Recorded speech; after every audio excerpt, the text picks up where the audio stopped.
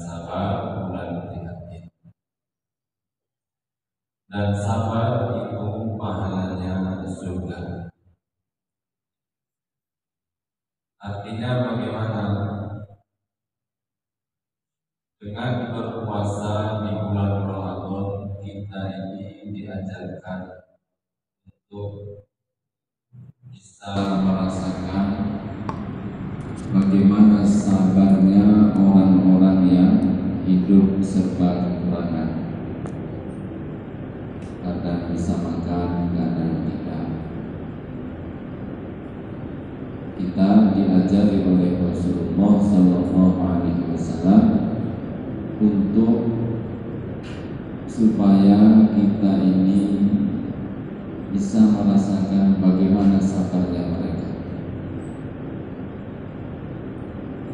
Sabarnya mereka orang-orang yang hidup dalam kekurangan. Dan ada yang dimakan, ada yang tidak. Dan tentunya itu sangat berat. Kita menahan dari pagi sampai maghrib. Akan tetapi faktanya tidak semua orang yang berpuasa itu hakikatnya merasakan itu.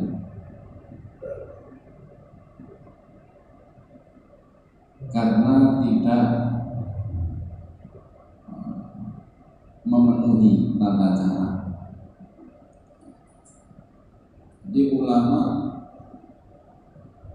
menjelaskan tentang hadis itu, tidak semua orang yang berpuasa itu hakikatnya merasakan penderitaan laparnya orang-orang yang kesusahan.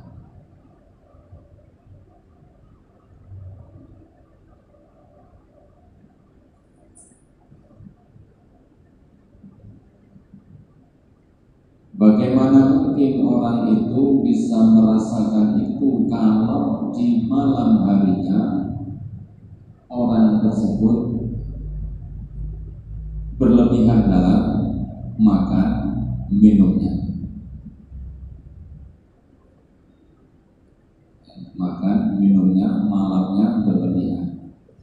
Itu tidak mungkin orang itu akan bisa merasakan sabarnya orang-orang yang hidup kesusahan. Ya, makan aja nyari makan itu.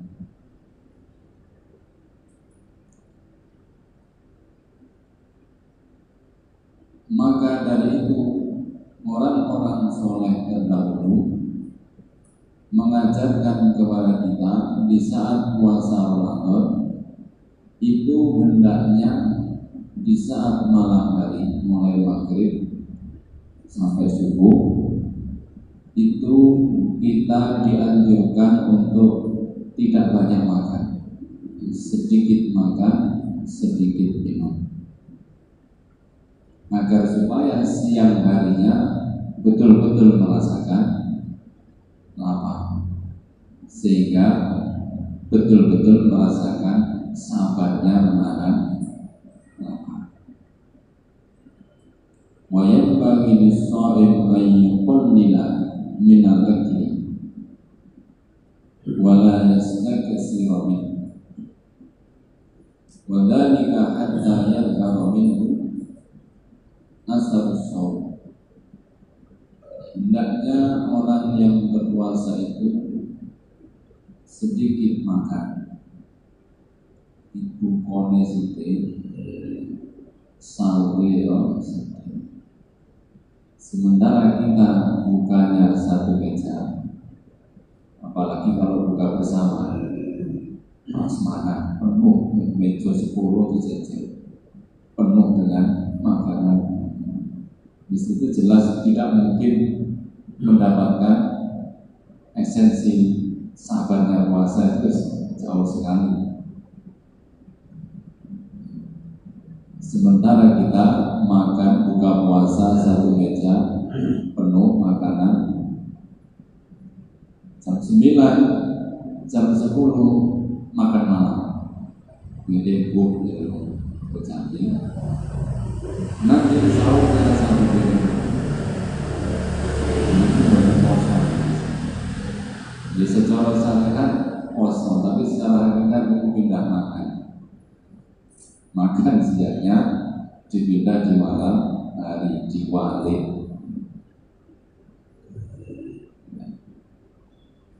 Yang benar bagaimana yang sesuai ajaran para ulama orang-orang soleh dan ajaran Nabi, sedikit dalam berbuka puasa dan sahurnya juga sedikit. Di tengah-tengah di antara buka dan sahur tidak diisi dengan makan. Dan itu Nabi seperti itu. Kanjeng Nabi itu tidak hanya di bulan puasa saja, Nabi di hari-hari biasa Nabi itu nggak pernah kenyang perutnya. Bahkan dalam riwayat Nabi itu 3 hari berturut-turut kenyang itu nggak pernah. Jadi selalu lama itu Nabi.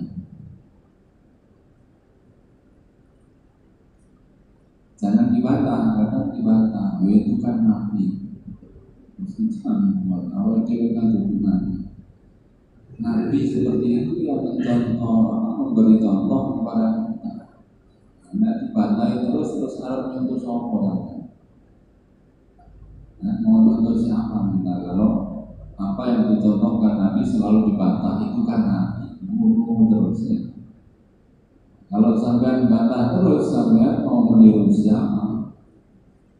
Kalau tidak meniru Rasulullah Sallallahu Alaihi Wasallam. Kadang Nabi itu 3 hari berturut-turut tidak ada makanan yang masuk ke dalam perutnya, jadi hanya minum air. Itu pernah Nabi.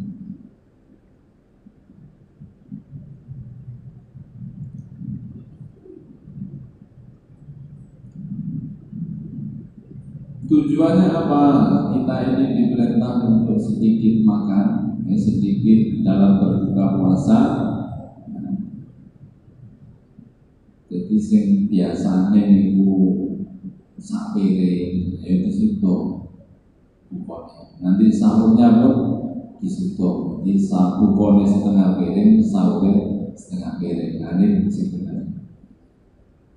Untuk syukur-syukur bukone setengah piring, sahurnya ngombe tok, ini tambahin total. Jadi riyoyo itu kuku tenan, tapi faktanya bahwa riyoyo paling bunder-bunder apa ini, lepuh. Poso itu bukan tambah sudo bobote, tapi malah nambah bobot berat badannya ini malah nambah puasa. Soalnya ajak makannya ini bisa besok nih mulai mana, jadi makan mulai maghrib sampai subuh kecap terus sampai nggak ada. Wah ini sesek kabeh lagi, lembut. Harusnya ini kita tambah dengan sedikit berbuka, sahurnya sedikit, maka kita akan mendapatkan asar saum, efek daripada puasa, berkah daripada puasa, manfaat daripada puasa. Wa yuhullah bisirrihi wa maqsudihi alladhi huwa ta'dibun nafsi. Dan kita juga akan mendapatkan rahasia daripada puasa. Apa rahasia puasa? Tujuan puasa ta'dibun nafsi, melatih nafsu kita, menjinakkan nafsu kita. Di dalam tubuh kita itu kan ada nafsu. Di nafsu itu bagian dari diri manusia itu. Makanya yang terberat itu kan melawan dirinya sendiri. Nah ini setan itu enteng, gampang. Sampai di masjid, rumah pengajian, setan lari. Tapi kalau nafsu senantiasa menyertai, dia tidak bisa keluar, dia tidak keluar dari tubuh kita, dia terus berada dalam diri kita selama kita masih hidup. Nafsu tidak bisa diusir, nafsu tidak bisa dibunuh, tapi nafsu hanya bisa dilatih, disiapkan. Termasuk cara yang paling jitu untuk menjinakkan nafsu dengan melapangkan tubuh, puasa. Tapi ngehoni no syaratnya bukan sedikit, sahur sedikit. Jadi belum tentu orang yang puasa itu nafsunya menjadi lemah. Bisa jadi tambah kuat, siang hari itu tetap kuat nafsunya, karena malamnya terlalu penuh perutnya. Jadi cadangan siang hari untuk nafsu itu masih banyak. Bisa lemah kalau memang sedikit atau betul-betul lapar, tapi caranya di kondisi sedikit.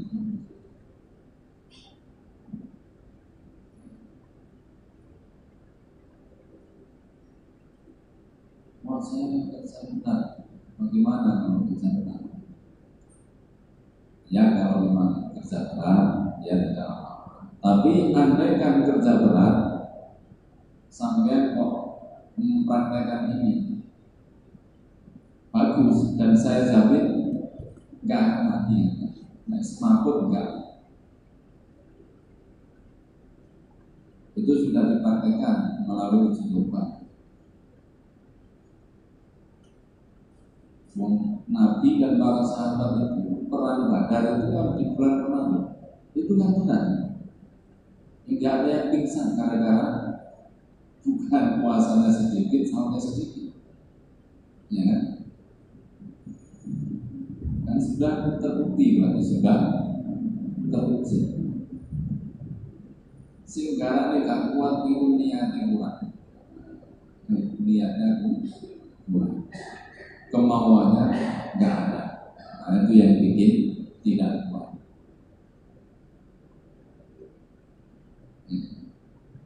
Tapi kalau kemauannya tinggi pasti bisa. Walaupun kerja berat itu bisa. Tapi kalau memang nggak bisa ya.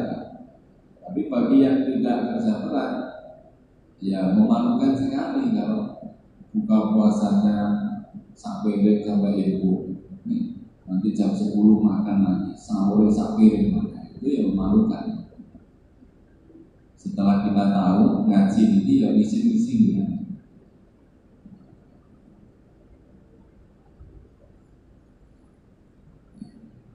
Jadi orang yang puasa dengan cara yang seperti itu, sedikit buka puasanya, sedikit sahurnya, dia akan mendapatkan siri daripada puasa.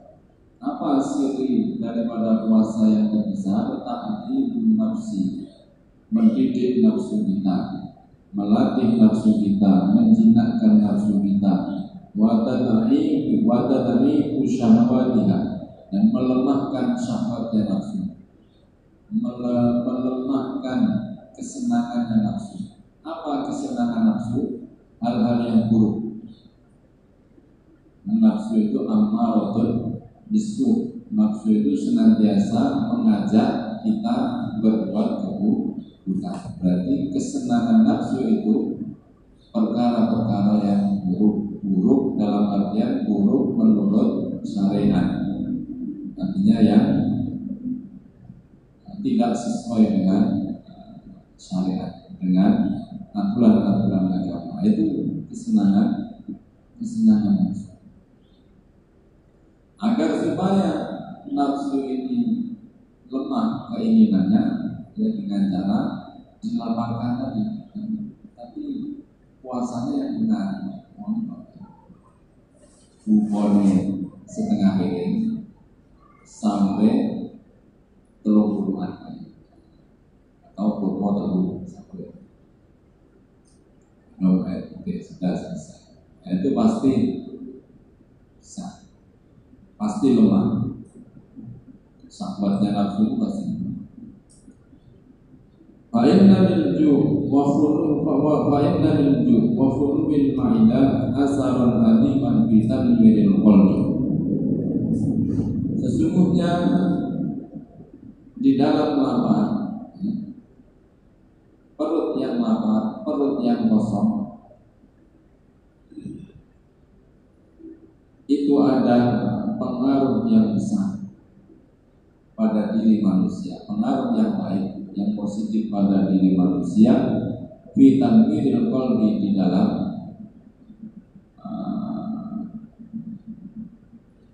mencahayakan hatinya. Artinya sampai pengen hati nebakan, ya kudu ketanggu di wong poso niku perut lapar itu termasuk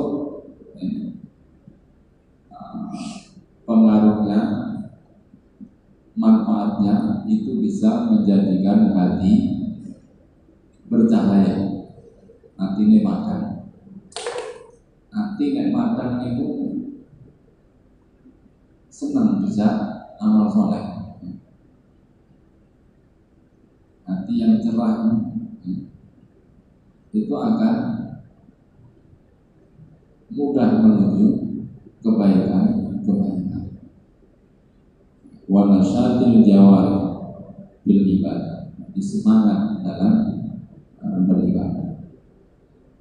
Sebaliknya kalau kenyang, marah.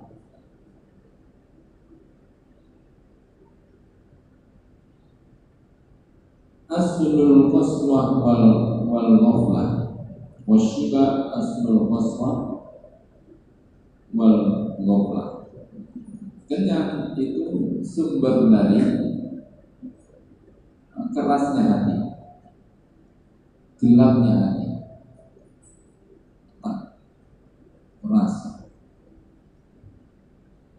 Artinya ini kok atos, dijak ke api hatimu aneh. Wal ghaflah, dan sumber dari kelalaian hati. Hati memang gak pada eling pengiran, karena sahabatnya nafsunya kuat,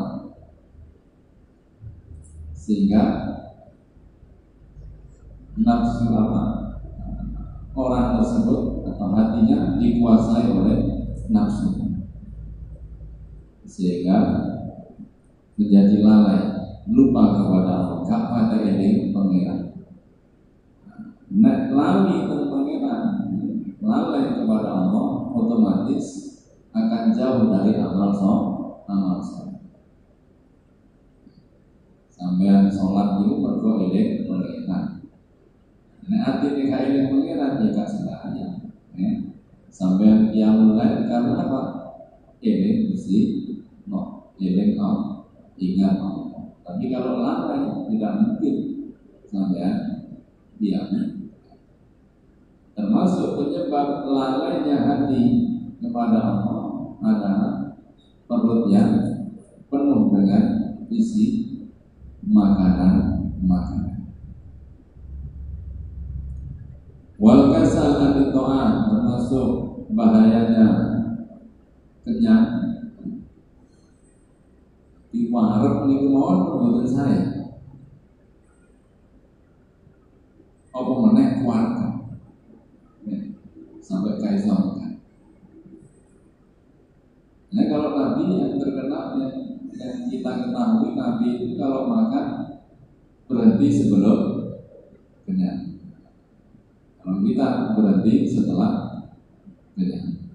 Kenyang itu aja sudah tidak baik, apalagi kekenyangan. Tentunya sangat tidak baik.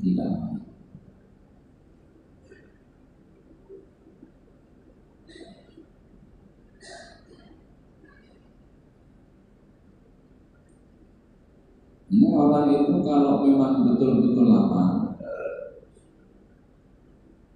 orang itu tidak punya selera.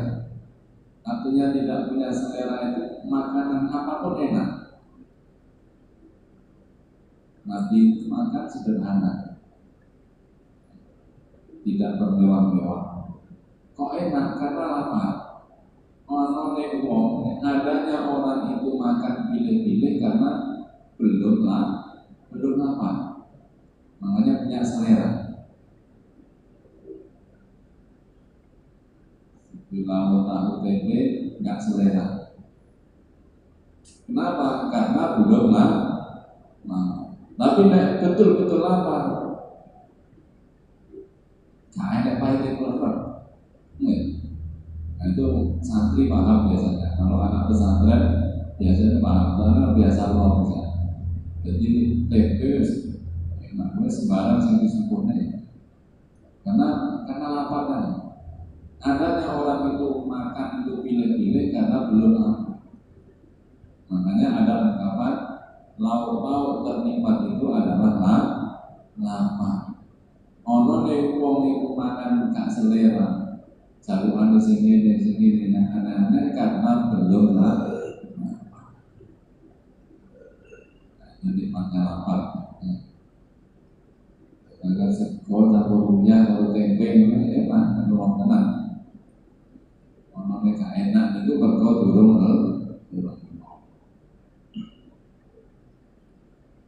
Qala Rasulullah sallallahu alaihi wasallam, ma mala'a ibnu Adam wi'an syarran min batni.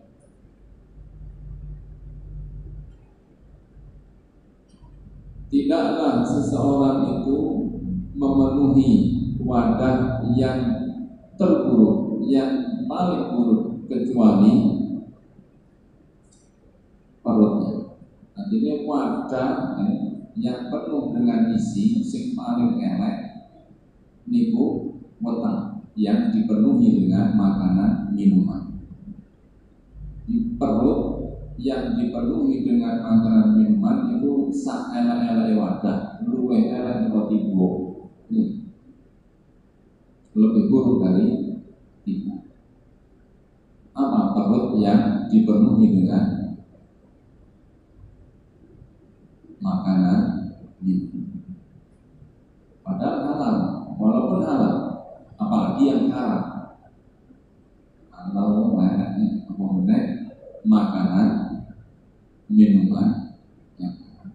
Makanya kita kalau puasa diundang orang itu juga harus hati-hati. Lihat dulu siapa yang mengundang, pekerjaannya apa, pekerjaannya halal apa haram. Kalau pekerjaannya haram otomatis mengkhawatirkan jangan-jangan makanan yang disuguhkan itu juga dari hasil yang haram, sehingga apa?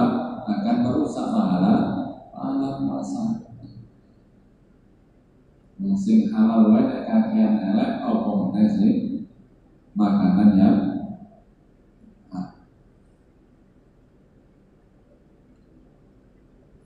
hasbu bni Adam al-qaimatun yu'tinna sulbah. Cukuplah bagi manusia itu hanya beberapa suapan nasi saja, ini suapan, beberapa suapan yang sekedar bisa untuk menegakkan punggungnya, tulang rusuknya bisa tegak. Sing penting iso tinggo menopang, bisa menopang untuk beribadah itu sudah cukup harusnya. Nanti sedikit sekali. Lupa iman itu suapan kecil. Ini sedikit. Ini ajaran yang tadi.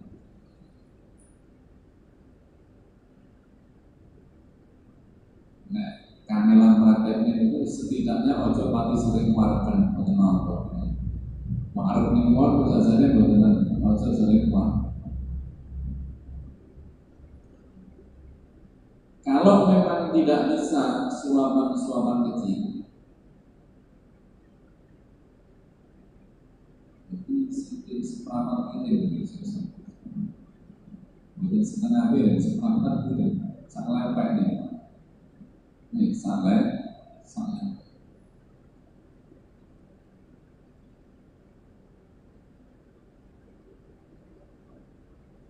Jadi selama kita ngomongin pengajian ini kan berat ya. Nanti sampai harus menerima mendengarkan ini, walaupun tidak bisa mempraktekkan, setidaknya mengurangi nafsu rakus kita dalam makan, setidaknya bisa mengontrol, walaupun tidak bisa mempraktekkan secara penuh. Baikkan dalam mahalana, andaikan kok tidak bisa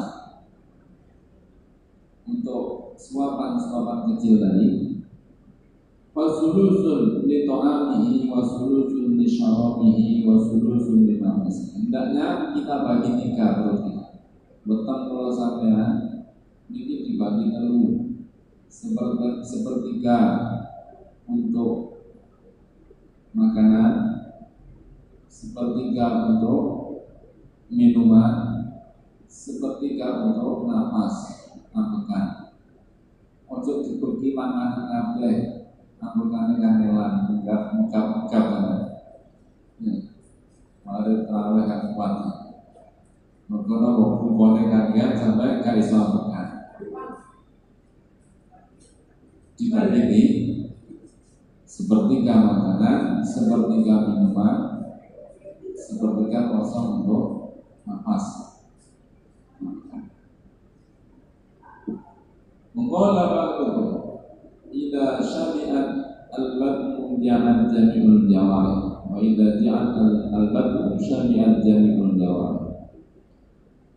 Ulama mengatakan, orang-orang soleh mengatakan, jikalau perut ini kenyang, maka anggota tubuh kita, mata kita, telinga, mulut ini akan lapar. Seluruh anggota tubuh akan menjadi lapar kalau perut kenyang. Kalau perut ini lapar, maka seluruh anggota tubuh kita, mulai mata, telinga, dan yang lain akan menjadi kenyang. Maksudnya bagaimana? Kalau perut kita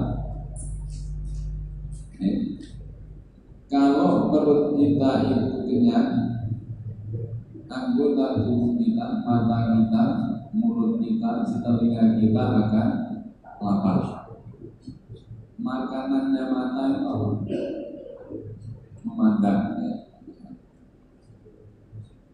makanannya mulut, lisan bicara, makanannya telinga mendengar. Nek wetenge waras niki lho. Jadi malah makan terus, jadi ngomong terus. Nih, ngomong sih nggak perlu. Apa meneh ngomongnya sih haram, malah tambah senang. Mata juga akan kemana-mana, ya, melihat. Telinga pun akan mencari suara-suara, apalagi suara yang haram, itu bisa menarik kuping. Jangan tidak ikut bicara, cuma berbicara sama saja.